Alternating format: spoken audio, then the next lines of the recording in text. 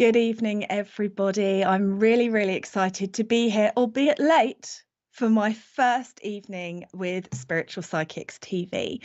My name is Hannah Macintyre, and I have been working with the spirit world for over a decade. My passion is good evidential mediumship and helping people unlock that power for themselves. I am the host of the podcast Mediumship Matters, and we are bringing it here on Spiritual Psychics TV so that you can ask your questions live and get involved. This week, because I have ascended past the limitations of time and space, and we're running a little bit late, we're going to do an introductory session, but I'm going to be here on the first Wednesday of every month at 6 p.m. And there will be a chance for you to come on and get involved and ask your questions about your development. So we're going to be looking at troubleshooting, feedback for the readings that you've had, the readings that you've given, bits of advice in your spiritual development, and possibly also some spirit connections, spirit guide connections too. We'll see where it takes us. So if you're watching, I hope some of you have been patient enough to come back in. Please do pop on and say hi. Let us know where you're watching from. Hello, Caroline May Sandbrooks. Lovely to have you here. Thank you for popping on and saying hi. That's lovely. Hello, Margaret. Nice to see you too. So there's some of you watching. You've forgiven me. Hi, Gemma. Lovely to have you here. It's really exciting to be here. And Doreen. Hello, Doreen. What a lovely picture. So welcome all. Hi, Sarah. It's a bumpy ride. Now, how many of you who are watching this are developing mediums yourself? How many of you are learning how to expand your awareness? Let me know where you're at, what you're doing, how you're finding your journey. Ask any questions about your development you like. You have got a wealth of experience here that you can pick the brain of. Good evening, Brian. How are you doing? I hope that you are well.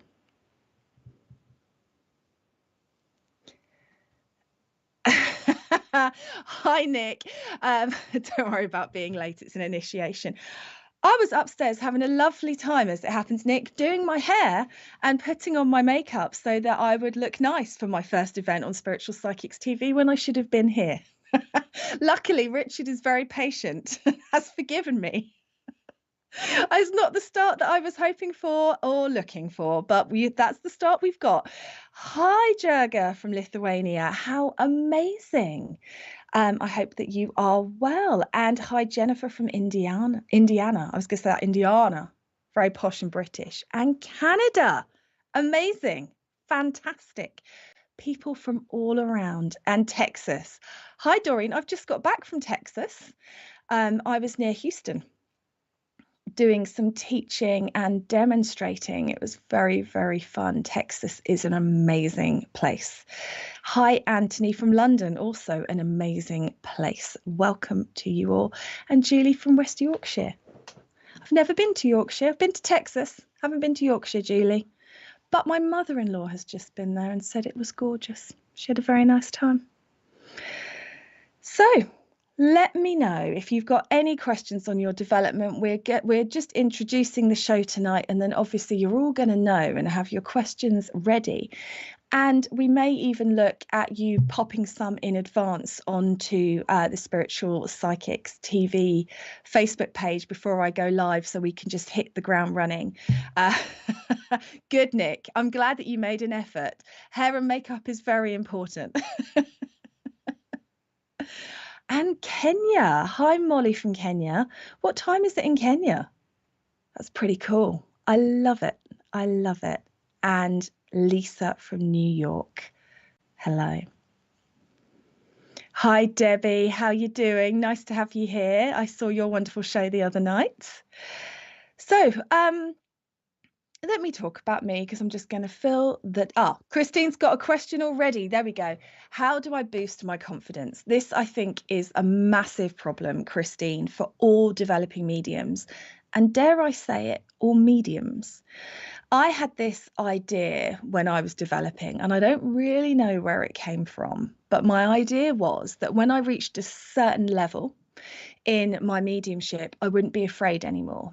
And I waited for a long time for the fear to go so that I would know that I was ready. And the irony with that is you often spiral in the same place, because you're waiting to feel ready, but you won't feel ready until you actually do the work and prove to yourself that you can do it. And then you're waiting for spirit to get you ready, but you won't get ready until you actually do the work. And then you spiral around in that. And I looped in that for longer than I would like to admit. So the first thing I would say, Christine, to boost your confidence is to just do it. And I know that's probably not the answer you were looking for. You were probably hoping that I would tell you to carry around a specific crystal or do something really woo and exciting beforehand. But actually, for me, the most important thing is just the doing of it. We overcomplicate mediumship terribly by holding ourselves back. The only way that you can boost your confidence is to prove to yourself that you can do it. The only way that you can prove to yourself that you can do it is being in that state of vulnerability of feeling like you can't do it and doing it anyway. So for me, for example, I'm much more confident when I demonstrate now than I used to be. But that's because I've got hundreds of demonstrations under my belt. So I know that I can do it because I did it the last 100 times. But at the beginning, when I was first starting to work with one-on-one readings and demonstrate mediumship, I was petrified. Absolutely. I mean, some of my early dems, I sounded a bit like a sheep because I was so nervous. You could hear it in my voice. And I still get nervous. I still feel like I'm going to vomit. Welcome, Spiritual Psychics TV. Here I am. But I still get that nerves before I go out on stage, before I go to work. But I trust in myself now, and I trust in my ability to communicate with spirit. And so that pushes me forward. And the only way to get that trust is by actually doing it. So don't hold yourself back. I know that a lot of mediumistic teachers will talk about meditation and things like that. I don't believe that for me personally, works before I'm about to work. It's a great practice if you can get into it on a general basis. I'm not a great meditator, but spending time on your own and things like that. But for me, it's all about the energy that you pump into yourself. So, for example, when I'm going to demonstrate, once you do a couple of readings, you're okay. Exactly, because you're in the zone. I get myself in the zone before I demonstrate by, I like rap music. I'm not saying it has to be rap music, but it needs to be whatever pumps you up. So I will pump myself up on the drive to a venue. I don't listen to soft and spiritual, cozy music. I listen to music that makes me pumped. So what you would work, what you would work out to, what you would dance to, that's the stuff that gets me going. So when I arrive at the venue, I'm already in a heightened state because I've already built my power and built my energy on the drive over. So something like that might help. Somebody once told me I needed to listen to Josh Groban before I went out on stage, and he is an amazing singer, but it doesn't get you going. And so you need to find what works for you. Now, if Josh Groban gets you going, then that's great. Then use it. But find what works for you, Christine. And don't feel like you need to fit into a mold of what you believe to be spiritual. Work with what works for you. I like to sing before. Exactly. So belt it out. Get the karaoke going, girl. And build that throat chakra energy, build that communication energy, build that power in your voice, because that's the most important thing. And then you will find it easier to take the sitter or the audience with you. I think sometimes, we think that we should be meditating beforehand, and meditation is great, but it's slow. It's a slow and still energy. And evidential mediumship is busy and fast and a moving space. So you don't want things to be slow and sleepy and steady. You want them to be primed and pumped. Yes, Stace. Sorry, I'm late. I was doing my hair. I really was. I really was. It's 9 p.m, Molly. Wow. Thanks for staying up late with me. At least I arrived. And hi, Brian from Canada. So if you've just joined the show, I am, albeit late, I am here. Hi, Paul. How you doing? To answer your mediumship development questions. So if you're looking for advice on your mediumship development, you want something troubleshooted, you want my perspective on it, pop a question on and Richard will show it to me and we will get answering them. Hello, Rebecca. I'm hoping to go into mediumship developments once I'm well enough from illness. I just seem to keep taking 2 steps forward, then 10 steps back. I'm constantly being challenged. Do you have any guidance, please? I would say, Rebecca, it's a balance. So what I would suggest to you is you need to really push into your determination, whether you really want it. I don't think any evidential medium will tell you that this is an easy path. We won't tell you that when I started it, I thought it was going to be much pink, fluffier clouds and sparkly unicorns than it actually is. I think that evidential mediumship certainly is a journey of endurance and pushing through. Now, there's a line. If you're very, very unwell, you can't work. Your energy will not allow you to. You won't be able to get into the heightened vibrational state that you need to. But there is also sometimes, I think, that fear of not being able to do it. So we want to be in a perfect state to be able to try and develop. And if you wait for things to be perfect, they will never happen. So just like Richard saying to me, we can still go ahead tonight. And I went, great, let's do it. You kind of have to be in that space where you are willing to push through. It would have been easier to go, oh no, I'm all stressed now, I don't think I can. But you have to push through on it. And it's the same with your mediumship. I think a lot of people think that spirit are going to clear the slate for them and make it easy. They don't. You have to show them that you want it. You have to step up. You have to be determined. To develop in my mediumship the way I have had to be incredibly selfish. And that doesn't sit well with everybody, but it's true. I have chosen my mediumship over my husband sometimes, over my children sometimes, and certainly over the housework many times. Quite sick at the moment. Then your focus, Rebecca, needs to be on getting well.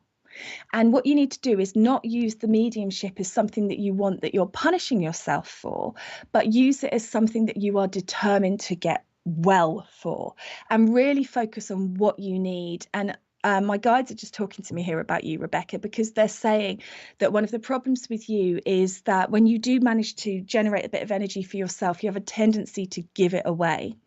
And so if you're constantly hemorrhaging your energy out on everybody else, there will not be any left for you. So this is why I'm talking to you about being a little bit selfish. It's not going to sit well with you, Rebecca. But if that is really, really what you want, then you need to be very, very determined to make that happen.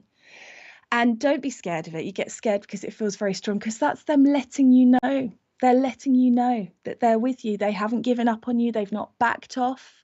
They're not letting you go once they've got their energetic claws into you, which doesn't sound very spiritual, does it? But I hope you know what I mean.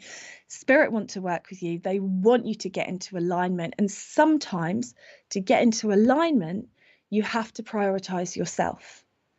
And I think we lose lots of really good spiritual people because they're afraid to put in a boundary. They're afraid to say no. They're afraid to say, you do that. I want to go do this for me. I'm going to prioritize this for me.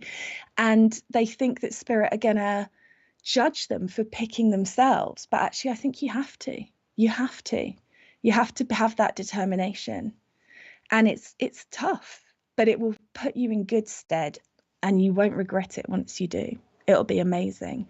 So sending you so much love, Rebecca. Just focus on you. It's almost like I want to put you in a cave with a cork at the front of it. Time by yourself, time focusing on what you need, not what you think everybody else does. Boundaries, yeah, exactly that. And allowing yourself to give yourself what you need. And that will be the start of the process. And then once you have got enough energy, please do try to develop your mediumship, because the more that you work with spirit guides, the more empowered you will feel to pick yourself. When I first started working with spirit guides, I thought all of the messages were going to be, give unto others everything thouest has, for thou needs to be a properly spiritual person. And it was really mind-blowing to me when I started working with spirit guides, and they were like, don't give that energy to that person, you need it more than they do. So play around in that energy and see where it takes you. You are very welcome. I hope that helps. Hi Dana from Tennessee. Lovely to have you here. I'm just going to have a glug. South Africa. Wow, Richard, this is so international. It's very exciting over here. Hi, Krish. Thank you very much for letting us know that you're watching. So does anyone... okay. Munchies, Stace, my woman. Yes, I always get the munchies after I've done mediumship, but not with psychic work. It's very odd.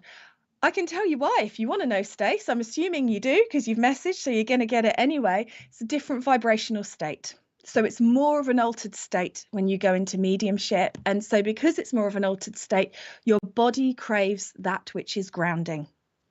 It's my excuse for why I crack open the Nutella and eat it straight from the jar. So yeah, absolutely. I completely understand the munchies. And have you ever sat in trance, Stace? Because if you sit in trance, it's even worse. I'm just shy of going through a McDonald's drive-through and getting 12 meals just for myself after trance. But it's the altered states, and it's you coming back into your physical body, and it's that physical act of eating that helps connect you back in. So, you know, you're not doing anything wrong. Enjoy the food. It's needed. Hope that helps. Hola from Mexico. Hi, Linda. Thank you very much for saying hi. It's lovely to have you here. So, Barbara, I get messages and write it down. I never feel a change in energy, though. How do I work on this? Barbara, who says you need to feel a change in energy? I think that might be one of those things that everybody talks about, but when you actually get into the nitty-gritty of it, no one is really experiencing that much. When I first started working with spirit, it used to make me feel travel sick when they came in. It was really exciting, but that did stop probably sooner than I would have liked, because that was my calling card to know that my spirit guides were there. Then once they stopped, I felt like they weren't coming in anymore, and then I had to learn to communicate with them in a place of trust. So I wouldn't worry about feeling the change in energy. The most important thing, Barbara, is that you are getting the messages and you are listening to the advice. This is very much like when people work with spirit guides and they want to talk all the time about what the spirit guides look like, which is all very nice and interesting. But what's most important is what the spirit guide wants to say, the message that they're giving, the information that they're sharing. That's the most important thing. So if you're getting the messages, that's a great thing, Barbara, and keep developing that and push your messages to be more evidential. It doesn't mean necessarily doing evidential mediumship, but in that you'll be able to prove to yourself that what you're getting is true and correct. And if what you're getting is true and correct, that's all you need. I would love it if when I was on stage, it felt like spirit were with me, but it doesn't. I would love to be like, oh, here they come, this is it. But it's actually that ultimate vulnerability. You know how it always just feels like you're just making it up. and then someone says, yeah, I can take that. And you go, oh, you can? Bloody hell. That's good. It's that. And I think it's like that for a lot of mediums, Barbara. That makes sense, so much sense. I get caught up on needing to know my guide. Yeah. The most important thing is that they are communicating with you, Barbara. That's the most important thing. What is the message that they want to give you? That's the most important thing. And keep feeling into that and trusting into that. It's much more useful to get the message and not feel them than it is to feel them and get nothing. So you've got it the right way around. That's it. That's an easy one to troubleshoot. Richard, did you say something to me? Sorry.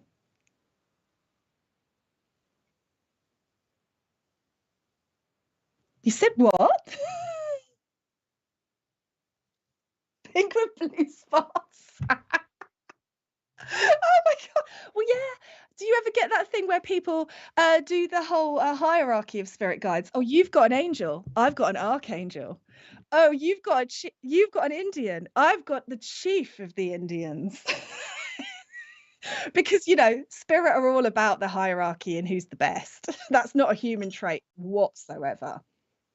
So yeah, it's so funny. Sorry, Richard, for missing your joke, not once but twice. Please invite me back. I'm a nice person. I'm just a bit tardy.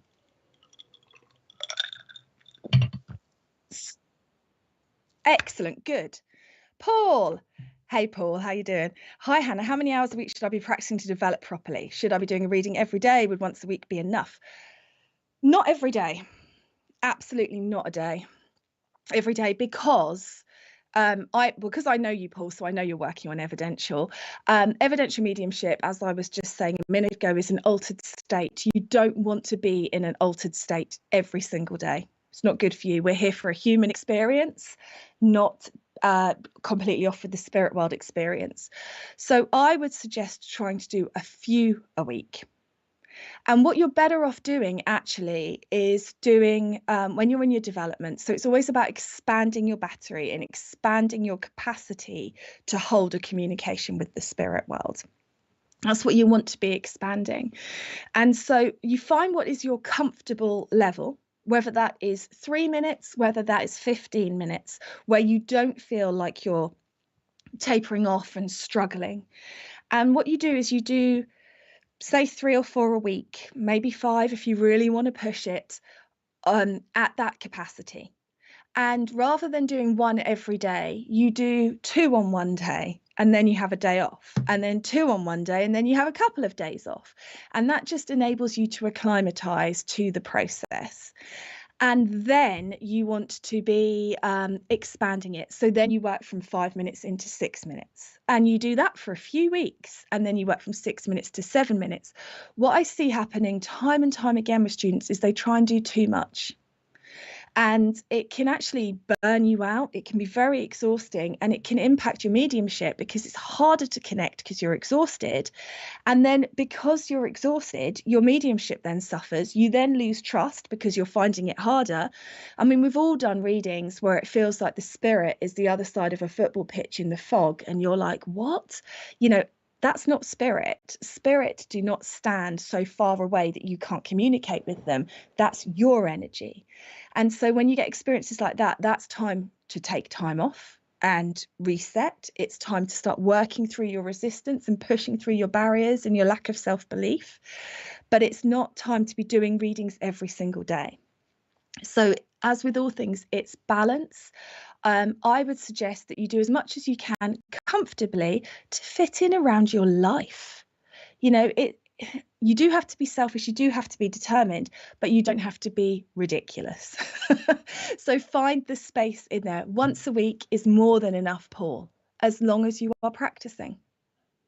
And if you can only do once a week, I would suggest that you do 2 on that once a week rather than just doing 1 a week and then 1 a week.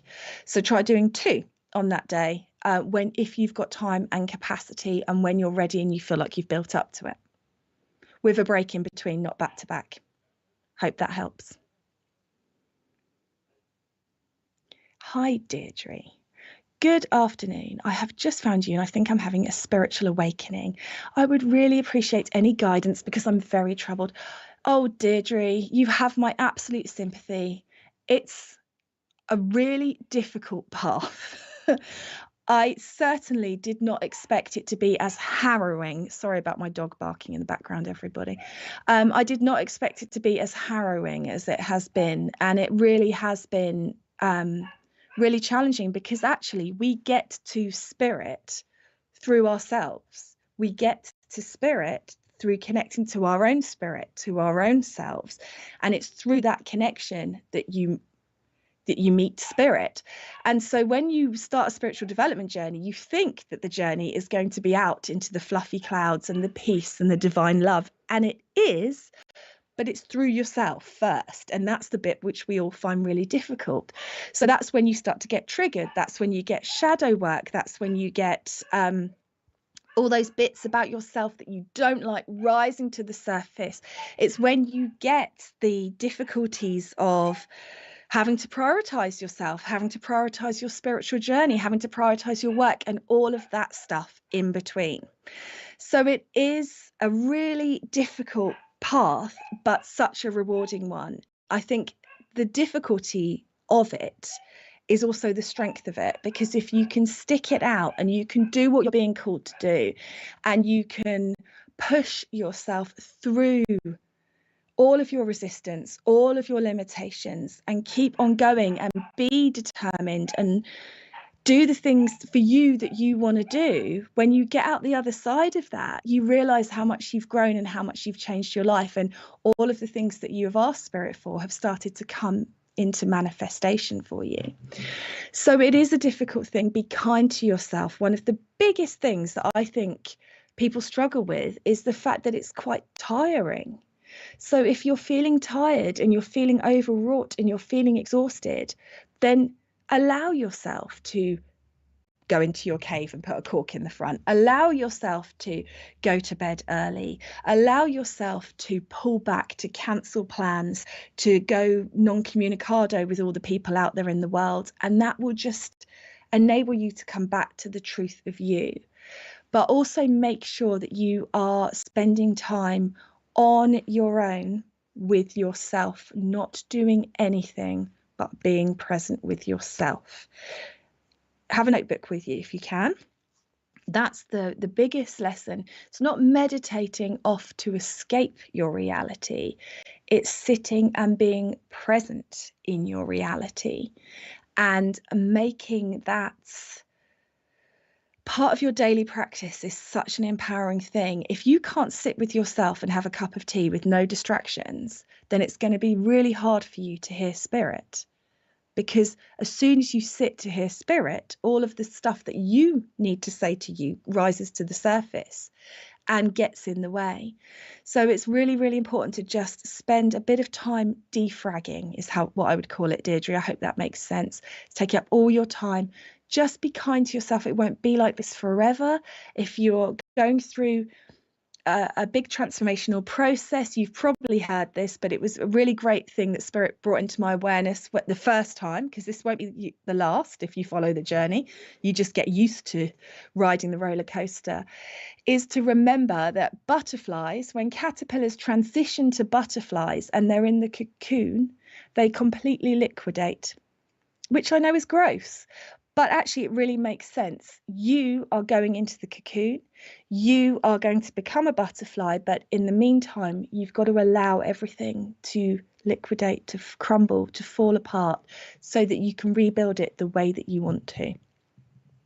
But it's tough. It's the Tower card in the tarot.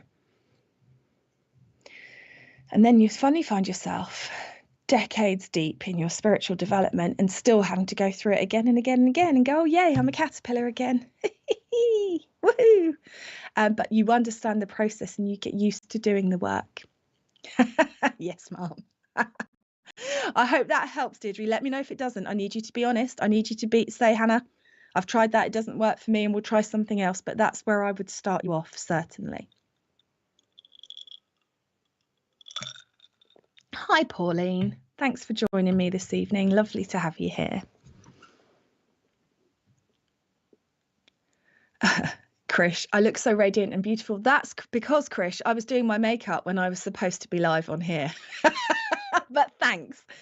Do I think that alcohol has a negative effect on our body and mind when we are trying to connect to Spirit? Yes. And I resist that because it would have put me off the spiritual journey. But I can only speak to you from my truth at this moment. And I'm 4 months sober. I was on the 1st of October. And the reason that I had to stop drinking is because it was like I was being poisoned every time I had a drink. And it was taking me so long to recover because it was affecting my vibrations so much that I was finding it hard to communicate with Spirit after I'd had a drink. And that was even quite small amounts of alcohol. But I do believe that everybody's vibration is personal. and you have to find what works for you. And as you heard me say at the beginning of this, I've been working with spirit for a long time, and I'm only 4 months sober. So I have worked with them quite consistently over more than 12 years, 13 years, 14 years, drinking. But when I said to spirit, I want my evidence to get better, I want to be able to hold my power for longer, I want to be stronger, I want to deepen my connection, that was the answer I got. So it depends what you want to do with it, and how far you want to take it, and also the impact that alcohol has on you personally. For me, it's very damaging, but so is EastEnders, the British soap opera, for me. Like, if my husband's watching that, I can't sit in the room. It's too neggy for me. So you have to find what works for you, and everything in balance. I watch horror movies. My husband says to me, they must be really bad for your vibration. And I say, yes, they are, but I know that I'm going to have to work through and get back in alignment afterwards. It's not about being spirit here on earth. It's about being a human and having a human experience. So you have to find what works for you within that. And experimentation and listening to yourself and looking at your mediumship and analysing it and looking at your connection is how you do that. So yes, for me, it has, sadly. I mean, I didn't know who I was without drinking. It's a big part of the culture in the UK, but I'm finding ways. Oh, thank you, Nicola. That's very kind of you. Yeah, it's an interesting thing. Thank you, Stacey. Oh, you bless you guys. You're so lovely. I haven't given up the Nutella though, Stacey. So it's not all very serious quinoa and mineral water over here. And Pepsi Max, I haven't given up. I mean, sure, that's got a low vibration. So, oh, hi, Terry.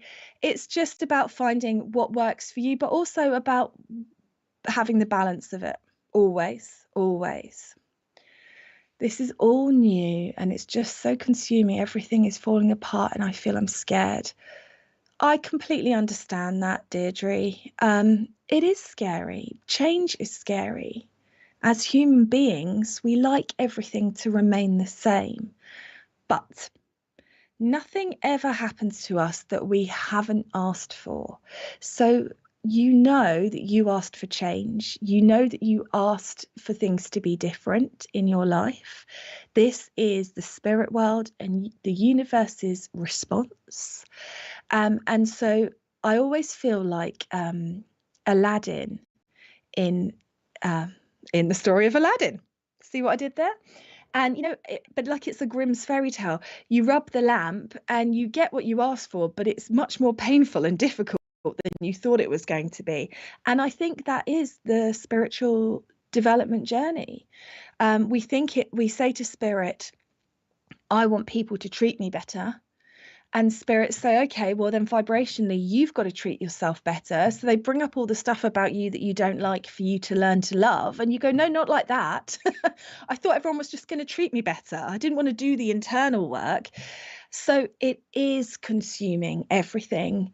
But equally, what I almost want to say to you, Deirdre, is just take a break. So change of scene, change of energy. So if you're feeling like it's all just too much, then allow yourself to just have a break from it. Put on your favorite film, go for a walk in your favorite place.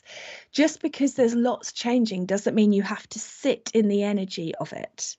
If we look at the Tower tarot card, the crumbling, it doesn't mean you have to sit at the base of the tower while everything crumbles around you. You can take yourself off and realign, re-energize, get in a different place, change of scene, and then come back and do the work of the rebuilding.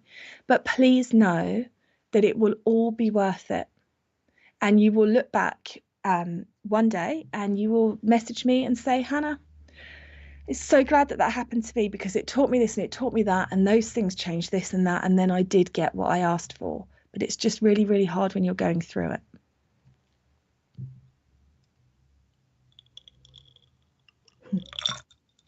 Yep. Hi, Brian. I'm glad that you do aura readings. That sounds fantastic. And we are very grateful for your support. That is lovely. It's really, really great. Hi, Kirsty. How nice to catch me live. I am very well, thank you. I've just been incredibly busy. And every time I think that I'm going to be going live and get organised, life happens. So yeah, it's different. It's interesting, but thank you. It's lovely to be here. Hi, Bernice. My spiritual journey is a problem for my partner. He tries to make me feel as I'm crazy or just doing things because others do it. It is really bothering me. We have a very distant because we have nothing in common to talk about. Okay. That's okay, Bernice, believe it or not. My husband is, well, when I first started, he was an avid non-believer. Now he is way more open to it. And what I would say is there's this urge when you start spiritually developing that you feel that you have to take people along with you, and you don't. So my husband and I, for a long time, we just didn't talk about it.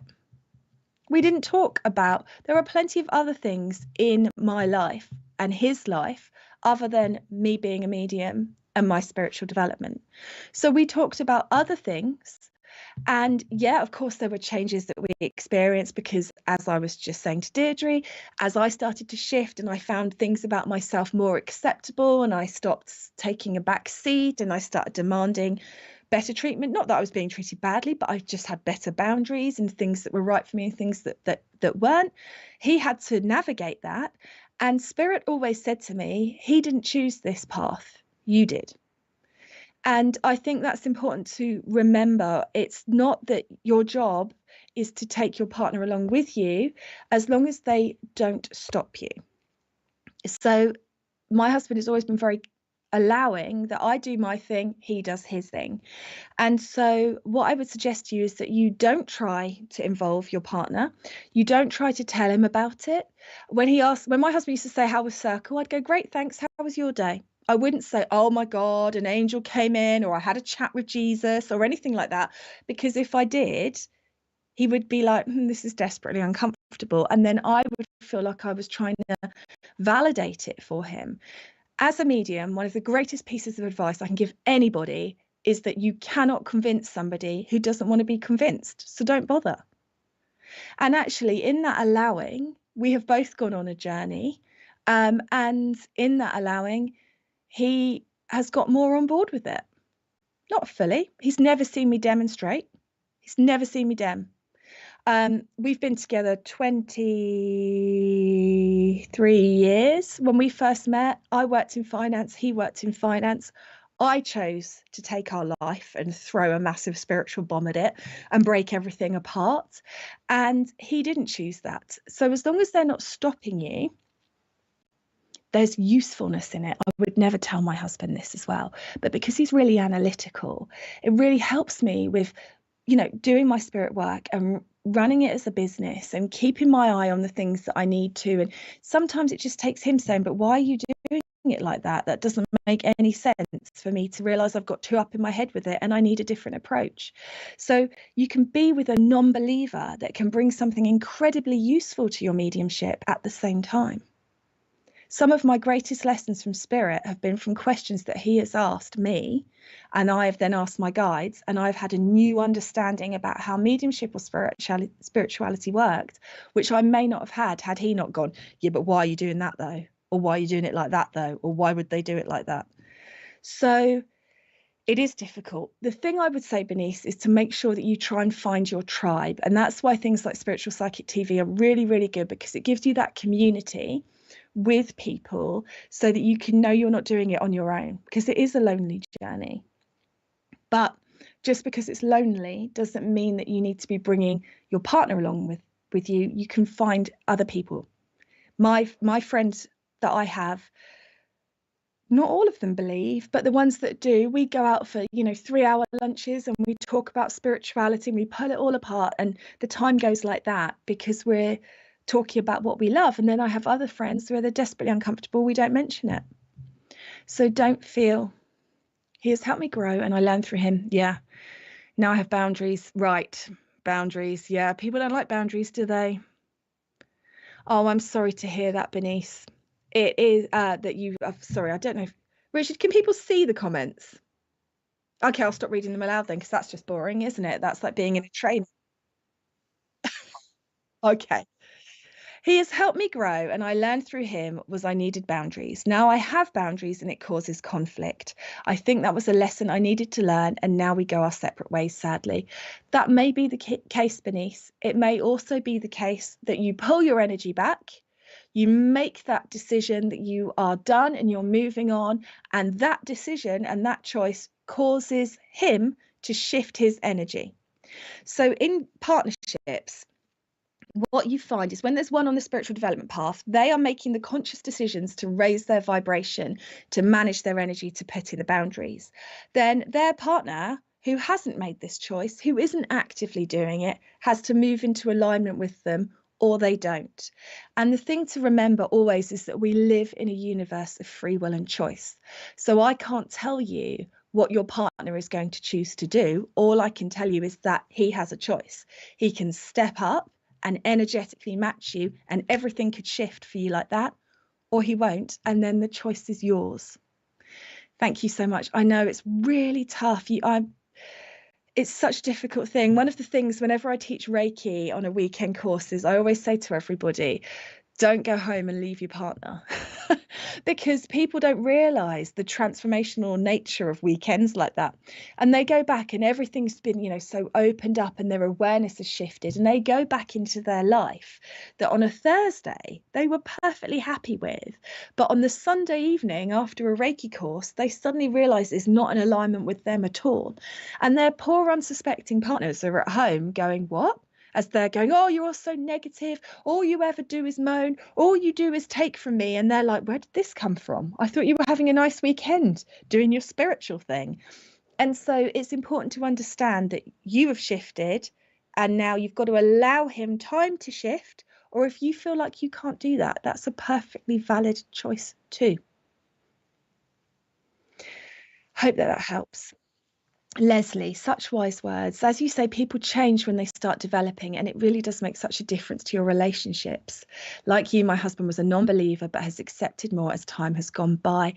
Exactly, Leslie. I remember going to a dinner party with my husband, and every time we went out or met anyone new, he would hate that bit where someone would ask me what I do for a living, because he'd be expecting the judgment. And what happened was, everybody, thank you, universe, had a story to tell about an experience they'd had with a spirit, like everybody. And it made it more accepting for him, because I'd chosen this. And it had started as a hobby, and then it became my passion. And then I quit my job and I do this full time. He didn't get a choice in any of that. I chose that for both of us.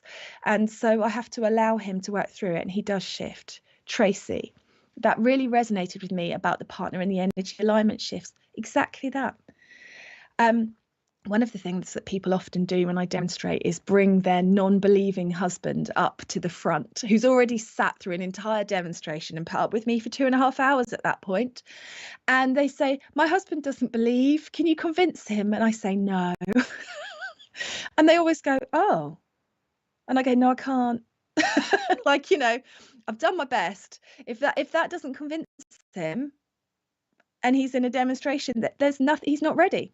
And we have to accept, I think we have a spiritual superiority complex sometimes, us spiritual folk, where we assume that being a believer is the most spiritual journey on earth. But what if the most spiritual journey on earth is actually to incarnate with somebody as an avid non-believer, so that you can trigger them and ask the questions that they need to have asked for their development and their journey? Just going to throw that out there. Okay, and on that, we're having a break, so I will see you on the other side. 2. See you in 2.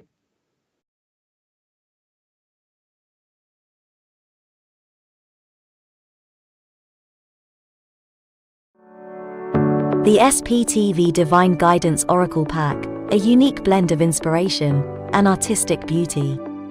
Our captivating set of 78 cards combines the power of ancient archetypes, celestial guidance, and the essence of life itself to provide you with a unique tool for self-discovery, clarity, and transformation, all lovingly housed within an exclusive rigid box.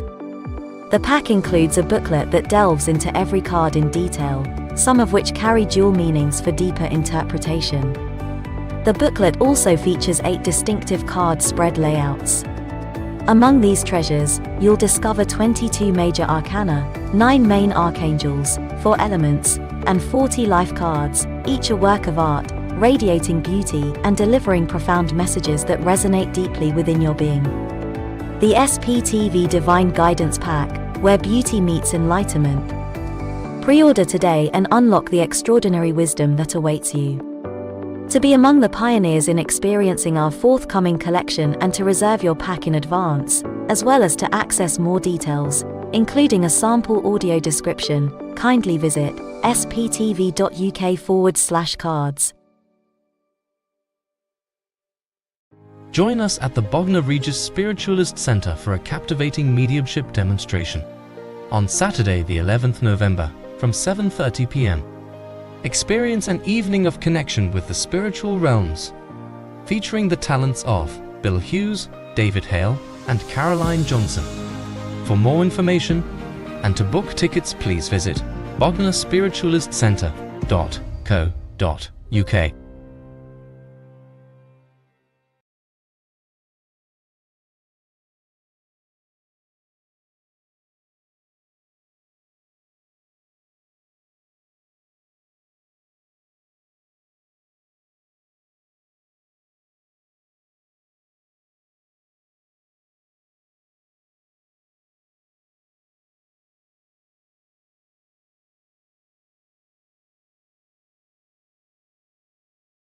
Tonight from 8 p.m, join us for our popular show, Live with Spirit, which offers the opportunity for different readers to demonstrate their mediumship or psychic abilities. Tomorrow from 6 p.m, UK time, Paul Bannister joins us for his live interview and talk show, Spiritual Talk. Join Bill Hughes during his Collective Consciousness show tomorrow night from 8 p.m. Bill is joined by different guests offering a demonstration of mediumship.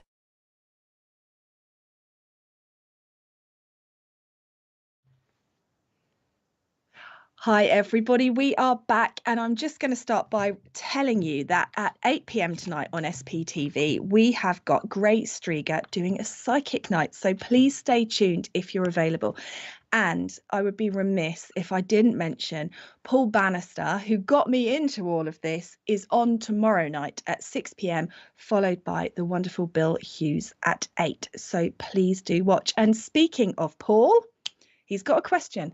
Hi, Hannah. How did you develop your relationship with your guides? Thanks, Paul. Casually. I think we over-egg the mix terribly. So I would suggest that your relationship with your guides needs to be treated like a friendship.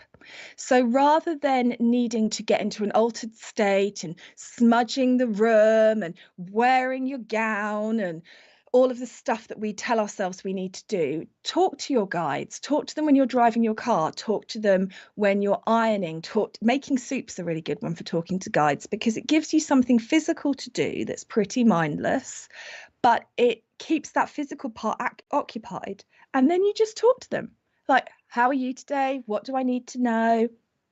Chitty chat.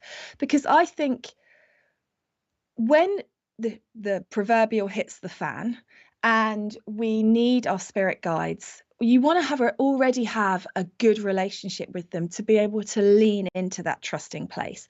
Too many people want only the epic side of it, but actually there has to be the building of the relationship. So treat it casually.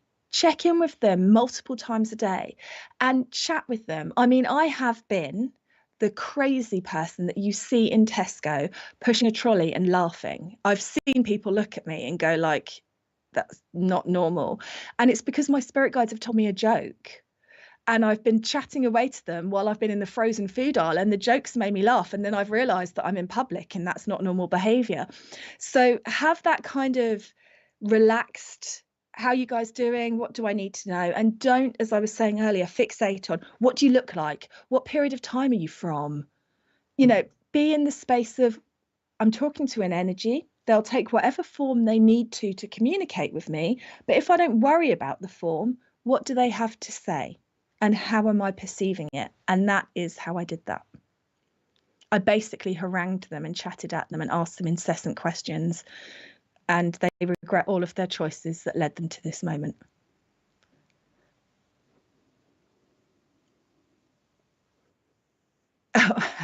What's normal? Hi, Ali. How you doing? Long time no see. Yeah, exactly, love. No one wants to be normal, do they? That's terribly dull. Hi, Anne. How you doing? Nice to see you.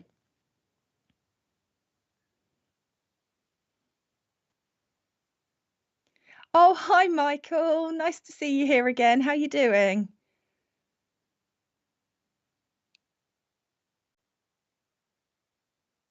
Okay.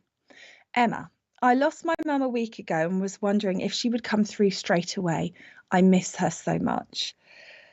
I'm going to answer this honestly. She is in spirit. In spirit, there is no time, no space, so they can come through instantly, but they don't always come through instantly, depending on where you are at. So a lot of mediums will say that spirit needs time in the spirit world to acclimatize, but there is no time in the spirit world. It's out of the physical realm. So they may need to acclimatize, but that will happen without time.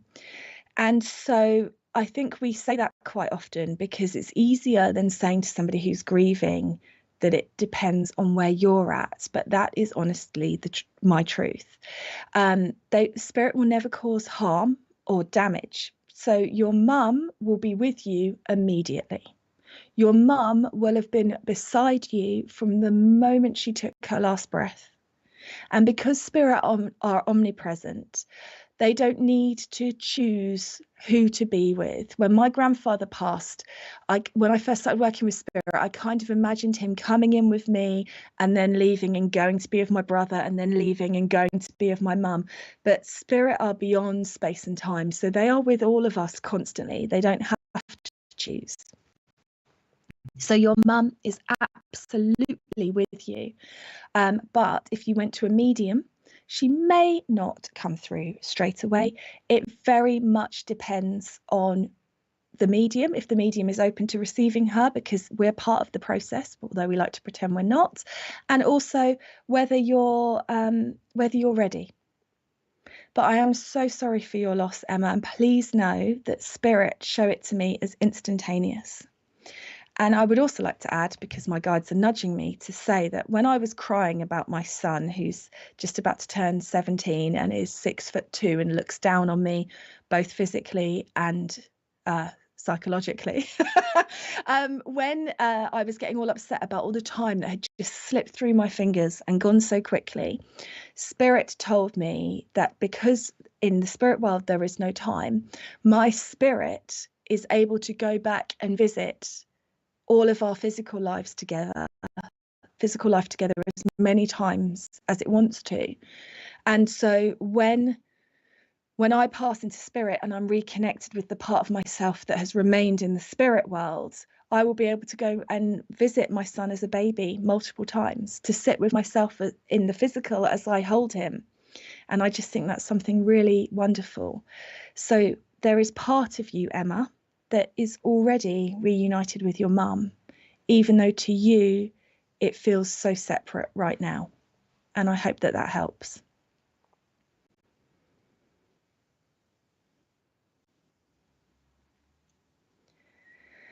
Louise, do our spirit guides react with our family siblings who pass on? Yeah, I'm assuming you mean interact, or do you mean react? Now, this is interesting. They do interact. Yes, they'll be part of the team that greets you and supports you all the way through it. It's like your loved ones that move into spirit join the team. But in my experience of my spirit guides, they do also react to me quite often. They're face palming and heckling me all the time when I make ridiculous decisions and choices. So react and interact, yes, they do. And it really is, there is no separation, Louise. There is only love and support and them wanting the best for you. So I hope that that helps. Oh, amazing. There we go, guys. So we are going to call it a day there. We're at time, and I hope that you have enjoyed it. Thank you so much for all your brilliant questions. And what we will do is we will see you, I will see you in a month, first Wednesday of the month at 6 p.m. Don't be late. And thank you all very much for your support. Oh yeah, and just a reminder that we are back on at 8 with Gray and the Psychic Knight. Enjoy.